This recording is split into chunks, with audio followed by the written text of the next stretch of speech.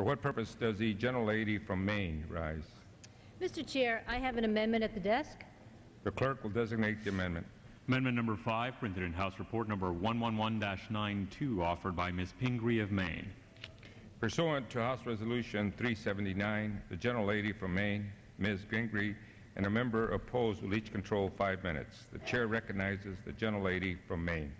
Thank you, Mr. Chair. Mr. Chair, I yield myself as much time as I may consume. The gentlelady is recognized. Thank you very much.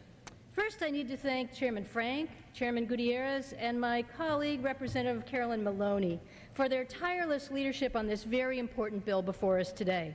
This bill takes real steps to curb the unfair, unreasonable, and deceptive practices that nearly 175 Americans with credit cards are subject to. Late fees, over-the-limit fees, arbitrary increases in interest rates. The credit card companies have gotten away with far too much for far too long. It's time we level the playing field now for small businesses, families, and individuals. In Maine, like so many places across the country, this is one of the most important issues on the minds of hardworking men and women. If they have not themselves been the victim of arbitrary rate increases, double-cycle billing, and deceptive fees, buried in pages of undecipherable terms, then they know someone who has. While these deceptive and misleading practices have always been unfair, they have devastating financial consequences during this time of economic difficulty, when more and more people are using their credit cards to buy gasoline, to pay for their health care bills, or put food on the table.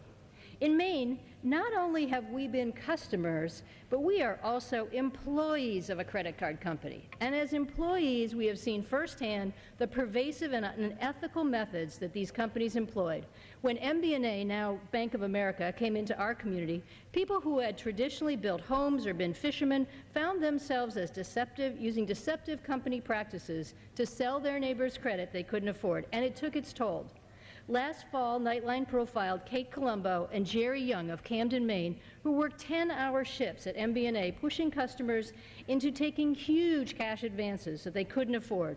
The company urged employees to take advantage of parents sending their kids to college, homeowners, even veterans.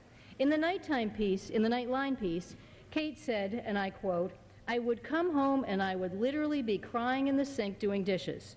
The deceptive and misleading practices that Kate, Jerry, and thousands of others were pressured to enforce ran squarely counter to the core values that Mainers and those across this country live by every day. That is why it's so important to pass this landmark bill today. I strongly support the bill before us, but I want to be sure that it's implemented as soon and as well as possible. It is very important that we as Congress should be diligent about making sure that the industry and the regulators hold up their end of the legislation. My amendment simply requires that the chairman of the Board of Governors of the Federal Reserve System reports on the level of implementation every 90 days until he can report full industry adoption. Mr. Chair, consumers have demanded that Congress act to stop the egregious practices of credit card companies, and it is our responsibility to provide accountability and oversight that is necessary to ensure this happens.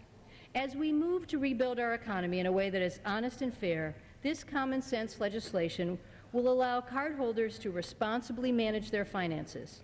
Today, this body has the opportunity to change course by fixing a broken credit card system. I urge a yes vote on the rule and the underlying bill, and I yield back the balance of my time. Gentlelady yields back her time. For what purpose does the gentleman from Texas rise? We do not claim any time in opposition to the bill. Gentleman, Maine. I yield back my time, and I urge a yea vote. Gentlelady yields back her time. The question is on the amendment offered by the gentlelady from Maine. Those in favor say aye. Those opposed say no. In the opinion of the chair, the ayes have it. The amendment is agreed to.